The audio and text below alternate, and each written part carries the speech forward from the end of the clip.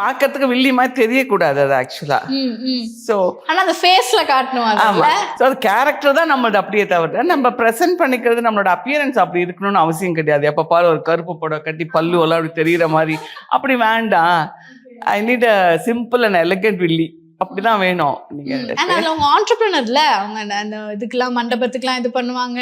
ஆமா இது பண்ணுவாங்க. ஒரு நான் அதான் business lady மாதிரி. நினைச்சுக்கிட்டேன். ஆமா. நான் அப்படிதான் நினைச்சுக்கிட்டேன். நம்ம அப்படி இருந்தா தானே இப்போ ஒரு காஸ்டியூம் டிசைனர் அப்படின்னா நம்ம அந்த மாதிரி ஸ்டைலா இருந்தா தான் they'll believe that I'm a costume designer ன்னு. ஸோ மண்டபம் டெக்கரேட் பண்ண போறப்ப நம்மளும் கொஞ்சம் அப்படி ரிச்சா இருக்கணும்னு நினைச்சேன். பட் சார் சொன்னாங்க அது மாதிரி வேணவே வேணாம், மண்டபத்துக்கு தான் நீங்க டெக்கரேட் பண்ணீங்க, உங்களை டெக்கரேட் பண்ணிக்க வேண்டாம். ஓகே. ஸோ யுவர் எம்ப்ளாயி அவ்வளோதான், நீங்கள் ஒர்க் பண்ணுறீங்க, உங்களோட ஒர்க் தான் அங்கே பேசணுமே தவிர நீங்கள் அப்படி இருக்கணும்னு அவசியம் கிடையாது.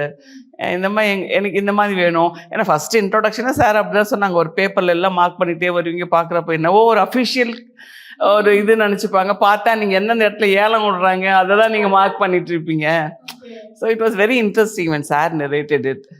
ஸோ அவங்க அப்படியே ஒரு புள்ளி வச்சா நம்ம கோலம் போட்டுப்போம் இல்லையா. எஸ்.